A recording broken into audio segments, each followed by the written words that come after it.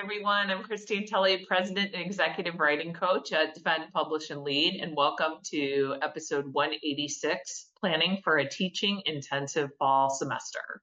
It's July of 2024 when I'm recording this episode, and I know already that my fall is going to have more classes than I originally thought I was going to have, and my classes that I am going to teach are going to be pretty heavy grading intensive. A long story short, I picked up a couple of first year writing classes for a lot of different reasons. One of which is I'm trying to leave some open room in the spring for me to do a few other things that I want to do and have a little bit of freedom with my schedule. And so I'm purposely taking on more classes in the fall. In addition to that, just the way that the schedule worked out this time, I'm at an institution where we rotate first year writing, and that's, I think a benefit. I don't mind teaching first year writing. I actually enjoy it when the time comes to do it, but I don't teach it every single semester. So the semesters that I do teach it tend to be more teaching intensive, particularly because the class that I am teaching is a first year writing class for students that don't have any college credit for college credit plus type courses, or they didn't do any kind of college writing in high school.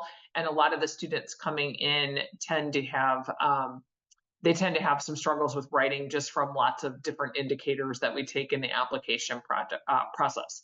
So knowing that, I know that these students need more attention, they need more time. I actually enjoy teaching this group of students because for me, it's very satisfying to be able to change how these students are writing and to give them some different ways to think through writing things that might have been stressful for them before. So that's all wonderful. But the fact remains is that the way that my normal schedule might go would be that I have writing and grading and things like that I need to do and I need to balance, but I don't have quite the same amount of connection points with students and then also the same kind of feedback that they'll need quite as frequently.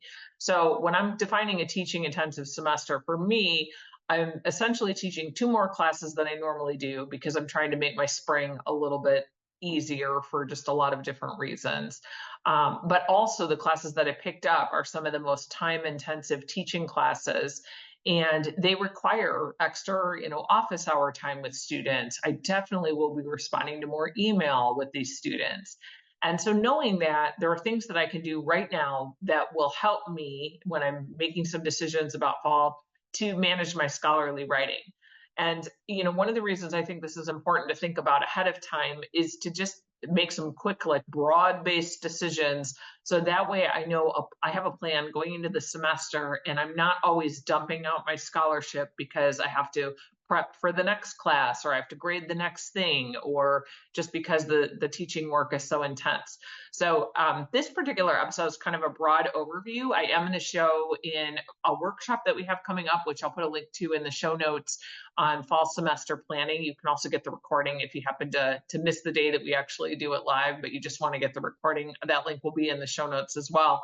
But this is going to be really a 2 or 3 part podcast series. And this first one is just some broad strokes of things I'm thinking about. In at least 1 or possibly 2 episodes, I'll actually show a little bit more about how I'm managing it. And then in our workshop, we're actually doing some hands-on strategies for planning for fall. And so some of this is just good old-fashioned time blocking, making sure that we have times devoted to certain activities like writing, but other things are more academic decision making in terms of what can and can't go in a teaching intensive semester.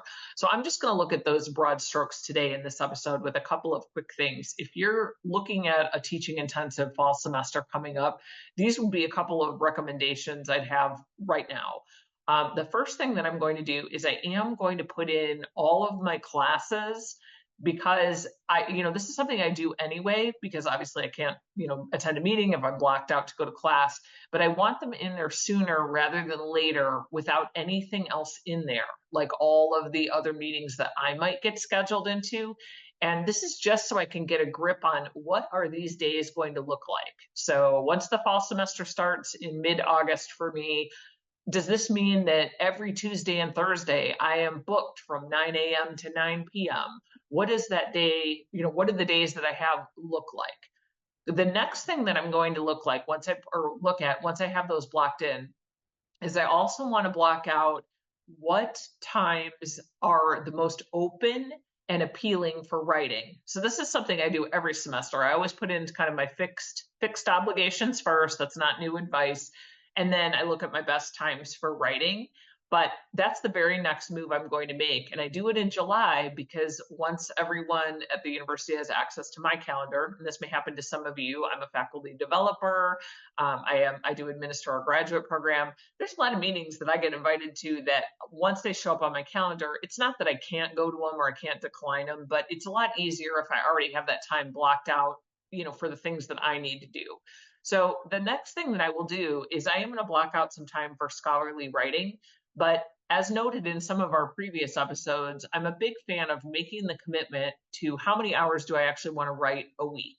So I like a range. Normally during the school year, I shoot for between 8 and 12 hours a week. 8 is the minimum I want to write during the week. 12 is the maximum. That once I've written 12, I usually don't have time to do any more, but that would be kind of my stopping point. Most days I am able to, or most weeks I'm able to pull off somewhere between 9 and 10, and that's kind of where I want to stay for the fall, even with a teaching intensive semester, because I've got several projects I need to complete. So knowing that, I need to essentially try to find 10 more hours in my week. I know I said 8 was the minimum, but I usually try to look at least hours blocked out for 10 because I want to make sure that if something happens, I might still be able to hit that minimum of 8. So in the summer, I mentioned this on an earlier episode, I've just been using a range to kind of note how many hours I want to hit a week. And then if it's Thursday and I haven't gotten close to that number, I know I need to amp up some of the writing. But one of the things that I need to look at when I'm doing fall scheduling is I need to be a little bit more proactive in two ways. So one way is to identify where are sort of those ideal times that I could have a reasonable shot at getting writing completed every week.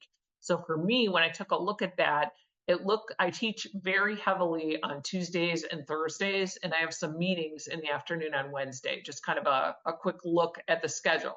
So this suggests to me that Monday, Wednesday, and Friday, I have more available free time. And so one of the things that I'm doing is I'm putting in a larger block of writing time on Monday. So I'm going to put in a 4-hour block, but I'm actually going to stretch it out to probably like 4.5, possibly even 5 hours on my calendar. I usually don't write in that big of a block, but I feel like if I do it Monday and I kind of knock it out, knock out a big portion of my writing for the week, that will set me on a better track for success. So I am this time going to block time out. I don't know where that 4 to 5 hours will be at because I'm waiting on a couple of different things.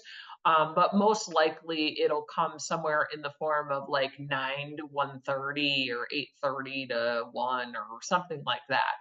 I'm going to block that one out first. The other thing that I'm going to do is block out time on Wednesday and Friday morning to catch those other 2 days. Normally, I like to write kind of the first available great writing time, Monday, Tuesday, Wednesday, Thursday. I usually like to do 4 days in a row. This semester, I can see already there's no chance of any writing happening at all on a Tuesday, and Thursday doesn't look really appealing either. So I may have to kind of do my big block on Monday, a little bit Wednesday, a little bit Friday. But I'm just, the reason I want to put that teaching schedule in first, kind of going back to that, is I want to think through, hey, where are those bigger gaps that I can actually get some thinking done? Because also I'm looking at when is going to be a time I'm less likely to be interrupted? When would be a time that I can reasonably be sure that I'm not going to kind of have a lag in energy or something like that. So those two pieces are going to go in first in this teaching schedule. But also, and this is something to kind of look at ahead as I make my syllabi, I am going to look at all of my classes at once when I'm thinking about a teaching intensive semester. And I need to make the decision. This is not something I've made yet because I need to look at these, but I need to make the decision if I would rather have kind of a intense but regular workflow across all of the classes where I've kind of got roughly the same amount of grading and prepping and things like that every week, or if I want to kind of make 4 weeks out of the 16, kind of the crazy, I'm going to be grading all weekend long kind of affairs. I'm not sure which way I want to go. I've done it both ways. Both ways are fine for me. I can kind of manage with whatever is thrown at me, but I know I need to look at the syllabi that I have and kind of look at that, because obviously I'll need to stagger some things if I would prefer a more like kind of regular workflow. Even if it's a lot, I would want to do that. And the reason I need to make that decision before I do anything else is because the next things that I need to look at putting in my schedule, I do tend to put in grading time on my schedule. I usually put it in less ideal conditions, because for me, if I know I have to get it done, it doesn't matter to me that maybe 1:30 p.m. is not an ideal time for me to grade. For me, it works because I have to leave at 2:30 to go to pick up a kid from middle school. So if I grade 1:30 to 2:30, I can totally see a scenario where, knowing I have that hard deadline, I'll just motor through whatever I have to do. So grading, I do try to block out a couple of times during the week to just attack the grading. It doesn't mean I'm going to get it all, but it does mean I've kind of got a dedicated time to do it. So that will be something that I might make those blocks bigger in the weeks where I've got more stuff coming in. If I go with something where, 3 or 4 weeks are going to be really, really heavy with everything coming in. So that's another decision that has to come. Another thing that I know I have to look at and get on my calendar, as a side note, a lot of us have service obligations. At the moment, I direct my graduate program and I do a lot of recruitment in the fall. So one of the things that I need to look at, because I do a lot of visiting to other universities, one of the things I have to look at is, do I have any days where I have no obligations that I could schedule these visits? So that's something that I'm going to have to look at. And then finally, as a service project, I do volunteer for an activity for my daughter's school, and that's pretty intense in the fall and in the winter.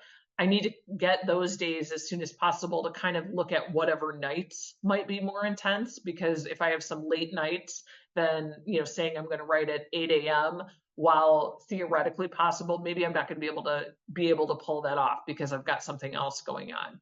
So right now, I'm really only looking at the big pieces. This is not something that can be done all at once, but I will follow up in a couple of episodes about just some other strategic decision making. But it's also helpful if you want to come see us do it live and come and join our fall planning workshop. So we'll have a link to that in the show notes. And then, of course, if you missed it or you want to see it again, it really works for a lot of different semesters, but you actually can plan your fall calendar live with us, and the link will be in the show notes. So hopefully this gave you something to think about if you're doing a teaching intensive semester, and happy writing this week.